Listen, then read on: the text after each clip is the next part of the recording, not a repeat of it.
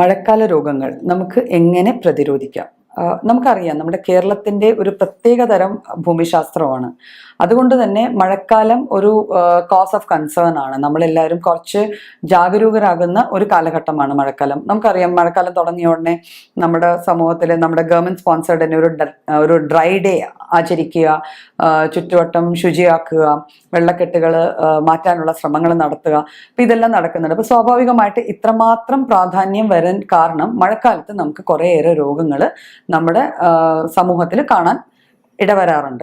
അപ്പോൾ നമുക്കറിയാം കുറേ വെള്ളം കെട്ടിക്കിടന്ന് പിന്നെ ഒരു ഹ്യൂമിഡിറ്റി കൂടുന്ന ഒരു സാഹചര്യത്തിലേക്കാണ് നമ്മുടെ ക്ലൈമറ്റ്, നമ്മുടെ എൻവയൺമെന്റ് പോകുന്നത്. അപ്പോൾ ആ ഒരു സാഹചര്യത്തിൽ സാധാരണഗതിയിൽ വന്നു ചേരുന്ന അസുഖങ്ങൾ കൊതുകുകൾ പെരുകാനുള്ള ഒരു ആയതുകൊണ്ട് കൊതുകുകളിൽ നിന്ന് വരുന്ന പല അസുഖങ്ങളും നമുക്കുണ്ട് അല്ലെ. നമ്മൾ ഡെങ്കു ഫീവർ, ചിക്കൻ ഗുനിയ, ഇത്തരത്തിലുള്ള ജാപ്പനീസ് എൻകെഫലൈറ്റിസ്, ഇപ്പം ഇങ്ങനത്തെ അസുഖങ്ങളൊക്കെ കുറേ ഏറെ കേൾക്കുന്നില്ലെങ്കിലും മഴക്കാലം വന്നു കഴിഞ്ഞാൽ എവിടെയെങ്കിലും ഒക്കെ 1-2 കേസുകൾ റിപ്പോർട്ട് ചെയ്യണതായിട്ട് നമ്മൾ അറിയാറുണ്ട്. അപ്പം ഇതിന് മെയിൻ കാരണം കൊതുകുകളാണ്. അപ്പം കൊതുകുകൾ വളരാനുള്ള സാഹചര്യം മഴക്കാലത്ത് കൂടുന്നത് കൊണ്ടാണ് അങ്ങനെ ഉണ്ടാവുക. അപ്പം നമ്മുടെ വീടിന് ചുറ്റുവട്ടം വെള്ളക്കെട്ടുകളൊക്കെ ഉണ്ടെങ്കിൽ ഇവ പെറ്റുപെരുകി അസുഖം കുറേയേറെ പടർത്താൻ സാധ്യത കൂടുതലാണ്.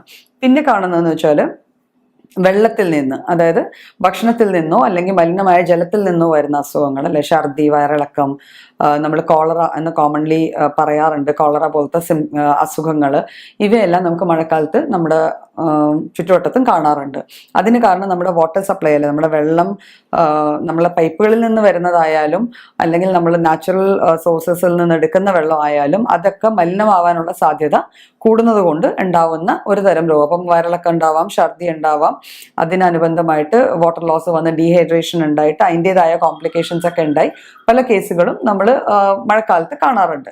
പിന്നെ ഇത് കൂടാതെ തന്നെ ഈച്ച, ഇപ്പൊ ഈ റീസെന്റ് ആയിട്ട് നമ്മളൊരു ബ്ലിസ്റ്റർ ബീറ്റിൽ നിന്നും പറഞ്ഞ് കുറെ വീഡിയോസ് ഒക്കെ കണ്ടു. അപ്പൊ ഇത്തരത്തിലുള്ള ചെറിയ ചെറിയ പ്രാണികൾ പെരുകാനുള്ളൊരു സാഹചര്യം കൂടുതലാണ്. മഴക്കാലത്തിന് മുമ്പേ നമ്മുടെ ക്ലൈമറ്റിൽ എന്ന് വെച്ചാൽ നമുക്ക് ഇഷ്ടം പോലെ ചക്കയും മാങ്ങയൊക്കെ ഉണ്ടാവുന്ന ഒരു കാലാവസ്ഥയാണ്. അപ്പൊ ഇവയെല്ലാം ഉണ്ടായി അത്യാവശ്യം നമ്മൾ ഉപയോഗിച്ച് കഴിഞ്ഞുള്ളത് വീണ് കിടന്ന് ചീയുകയും ആ ചീഞ്ഞ് അലിയുന്നതിൻ്റെ ആ ഒരു ഇതില് ശരിക്കും നന്നായിട്ട് പുഴുക്കളും ഇത്തരത്തിലുള്ള കീടങ്ങളും പ്രാണികളും ഒക്കെ വളരുകയും പലതരത്തിലുള്ള അസുഖങ്ങൾ പടർത്തുകയും ചെയ്യും. ജലജന്യമായ രോഗങ്ങളിൽ ഹെപ്പറ്റൈറ്റിസ്, മഞ്ഞപ്പിത്തം, ഇവയൊക്കെ നമ്മൾ കാണാറുണ്ട്. പിന്നെ ഇത് കൂടാതെ ചില ജീവികൾ, അതായത് ഇപ്പം എലി അല്ലെങ്കിൽ നമ്മൾ വളർത്തു മൃഗങ്ങളിൽ വരുന്ന ചില രോഗങ്ങൾ മനുഷ്യരിലേക്ക് പകർന്നു പിടിക്കാറുണ്ട്. എലിപ്പനി നമ്മൾ കൂടുതലും കാണപ്പെടുന്നത് ഈ മഴക്കാലങ്ങളിലാണ്. അപ്പൊ ഇത്തരം രോഗങ്ങൾ നമ്മൾ ഈ കഴിഞ്ഞ അടുത്ത കാലങ്ങളിൽ മഴക്കാലം വരുമ്പോൾ നമ്മുടെ കേരളത്തിൽ റിപ്പോർട്ട് ചെയ്യപ്പെടുകയും അതിന് അത്യാവശ്യം ചികിത്സകൾ തേടിയ ആൾക്കാർ വരികയൊക്കെ ചെയ്യുന്നുണ്ട്. അപ്പൊ നമുക്കിത് എങ്ങനെ പ്രതിരോധിക്കാം? നമുക്കൊക്കെ അറിയാം, ഒരു കാലം നമുക്ക് മഴക്കാലമായിട്ട് തന്നെ കേരളത്തിന് എന്തായാലും കിട്ടും.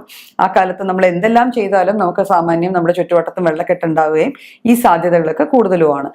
എങ്ങനെ നമുക്കിത് പ്രതിരോധിക്കാം എന്ന് നോക്കിയാൽ ആദ്യം നമ്മൾ ചെയ്യേണ്ടത് നമ്മുടെ ചുറ്റുവട്ടം, നമ്മളെ വ്യക്തി ശുചിത്വവും നമ്മുടെ പരിസര ശുചിത്വവും, ഈ 2 കാര്യങ്ങളും നമ്മൾ കാര്യമായിട്ട് തന്നെ കൺസിഡർ ചെയ്തിട്ട് അതിന് വേണ്ട കാര്യങ്ങൾ ചെയ്യണം. അപ്പം നമ്മുടെ വീടിന് ചുറ്റുവട്ടവും വെള്ളം കെട്ടാൻ സാധ്യതയുള്ള സ്ഥലങ്ങൾ പരമാവധി അവോയ്ഡ് ചെയ്യാൻ നോക്കുക. ഇപ്പം കഴിഞ്ഞ ലോക്ക്ഡൗൺ പീരീഡ് ആയപ്പോൾ മിക്കവരും ഇൻഡോർ പ്ലാന്റ്സും കുറെ ചെടികളും വൃക്ഷങ്ങളും ഇതൊക്കെ വെച്ച് പിടിപ്പിച്ചിട്ടുണ്ട്. അപ്പം ഇതിൻ്റെയൊക്കെ ഇലക്കവളുകളിലും അല്ലെങ്കിൽ ചട്ടിയിലൊക്കെ തന്നെ വെള്ളം കെട്ടിക്കിടക്കുമ്പോൾ നമ്മളത് ശ്രദ്ധിക്കേണ്ടതാണ്. ആ വെള്ളത്തിൽ പൂച്ചാട്ടികൾ, അതായത് കൊതുക് മുട്ടയിട്ട് കുഞ്ഞുങ്ങൾ വിരിയുന്നുണ്ടോ ഇല്ലയോ എന്ന്. അപ്പം ചിലർക്കൊക്കെ ആമ്പൽക്കുളങ്ങൾ അല്ലെങ്കിൽ ചെറിയ താമരക്കുളങ്ങൾ, ചെറിയ പൂളുകളൊക്കെ ഉണ്ടാക്കി വീടിന് അലങ്കാരമായിട്ട് വെക്കാറുണ്ട്. അപ്പൊ ഇവയിൽ കൊതുക് പെരുകാതിരിക്കാനായിട്ട് നമുക്ക് ചെയ്യാൻ പറ്റുന്ന ഗപ്പി പോലത്തെ ചെറിയ മത്സ്യങ്ങളെ അതിലിട്ട് കൊടുത്താൽ ഈ കൊതുക് കുഞ്ഞുങ്ങളെ അതുങ്ങൾ ഭക്ഷിച്ച് അതുണ്ടാവാതിരിക്കും. അങ്ങനെ ചെയ്യാം. പിന്നെ നമ്മൾ വേസ്റ്റ് ഡിസ്പോസൽ, നമ്മുടെ പച്ചക്കറി വേസ്റ്റ് ആയാലും നമ്മുടെ വീട്ടിലെ വേസ്റ്റുകളെല്ലാം നമ്മൾ നേരെ പുറത്തേക്ക് കൊണ്ടിട്ട് കഴിഞ്ഞാൽ സ്വാഭാവികമായിട്ട് അത് അവിടെ കിടന്ന് വെള്ളം നന്നായിട്ടുള്ളത് കൊണ്ട് അവിഞ്ഞ് അതിൻ്റെ അകത്ത് പലതരം കീടങ്ങളും പലതരം ഈച്ചകൾ തന്നെ, നമ്മൾ വീട്ടിൽ കാണുന്ന സാധാരണ ഹൗസ് ഫ്ലൈ മുട്ടയിട്ട് അതിൻ്റെ കുഞ്ഞുങ്ങളെല്ലാം പെരുകി കോളറ പോലത്തെ അസുഖങ്ങൾ പടർത്താനായിട്ട് ഉള്ള സാഹചര്യം ഉണ്ടാവാറുണ്ട്. പിന്നെ നമ്മളിപ്പോൾ പുറത്തേക്ക് ഇറങ്ങുകയാണ്, നമ്മൾ പാദരക്ഷകൾ പ്രോപ്പറായിട്ട് യൂസ് ചെയ്യുക. എലിപ്പനി വരാനുള്ളൊരു വലിയ കാരണം അങ്ങനെയാണ്. അതായത് കാലിലുണ്ടാവുന്ന മുറിവുകളോ ചെറിയ പോറലുകളിലൂടെ ആ വെള്ളത്തിലൂടെ ഒഴുകി വരുന്ന ഈ എലി പോലെയുള്ള ജീവികളുടെ റോഡൻസിന്റെ മൂത്രം അതിൽ കലർന്നിട്ടുണ്ടെങ്കിൽ ആ മൂത്രത്തിൽ ഉണ്ടാവാൻ സാധ്യതയുള്ള ഈ ലെപ്റ്റോസ്പൈറോ എന്ന് പറഞ്ഞ ഒരു മൈക്രോബാണ്, അത് നമ്മുടെ ശരീരത്തിൽ പ്രവേശിക്കുകയും എലിപ്പനി പോലത്തെ അസുഖങ്ങൾ നമുക്ക് ഉണ്ടാവുകയും ചെയ്യും. അപ്പോൾ അതിന് നമ്മൾ സുരക്ഷിതമായ പാദരക്ഷകൾ ഉപയോഗിക്കുക. ഇൻ കേസ് നമ്മൾ ഈ രീതിയിൽ മഴവെള്ളമായിട്ട് കോൺടാക്റ്റിൽ വരുവാണെങ്കിൽ നമ്മൾ തിരിച്ച് വീട്ടിൽ വന്ന ഉടനെ നമ്മുടെ കാലുകൾ നന്നായിട്ട് കഴുകുക. നമ്മുടെ വസ്ത്രഭാഗങ്ങൾ എവിടെയൊക്കെ നനഞ്ഞിട്ട് അത് വന്ന ഉടനെ മാറ്റി വൃത്തിയാക്കാനായിട്ട് മാറ്റിയിടുക.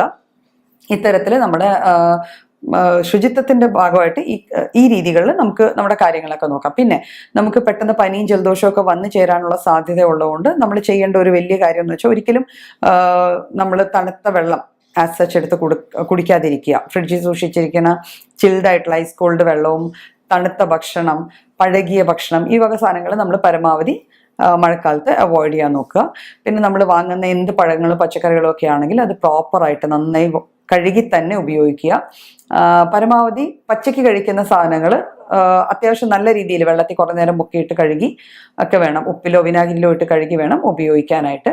പിന്നെ ഭക്ഷണക്രമത്തിൽ നമ്മൾ കുറച്ച് മാറ്റങ്ങൾ വരുത്തണം. നമ്മൾ ജങ്ക് ആയിട്ടുള്ള ഭക്ഷണങ്ങളൊക്കെ മാറ്റി കുറച്ചുകൂടെ ആരോഗ്യപ്രദമായ ഭക്ഷണം കഴിക്കുക, ധാരാളം വെള്ളം കുടിക്കുക. പിന്നെ തിളപ്പിച്ചാറിയ വെള്ളം തന്നെ കുടിക്കാൻ നിർബന്ധമായിട്ട് നോക്കുക.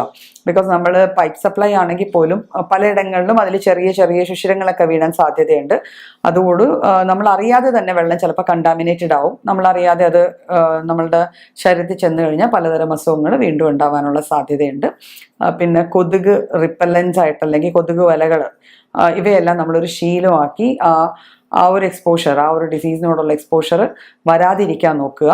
പിന്നെ ആരോഗ്യ സംരക്ഷണത്തിന്റെ ഭാഗമായിട്ട് ചില ശീലങ്ങളുണ്ട്. അതായത് നമ്മൾ രാവിലെ എഴുന്നേറ്റ ഉടനെ ചെറു ചൂടുള്ള വെള്ളത്തിൽ ഇച്ചിരി ഉപ്പും മഞ്ഞളും ഇട്ട് ഗാർഗിൾ ചെയ്യുന്നത് എന്നും നമ്മുടെ ശരീരത്തിന് നല്ലതായിരിക്കും.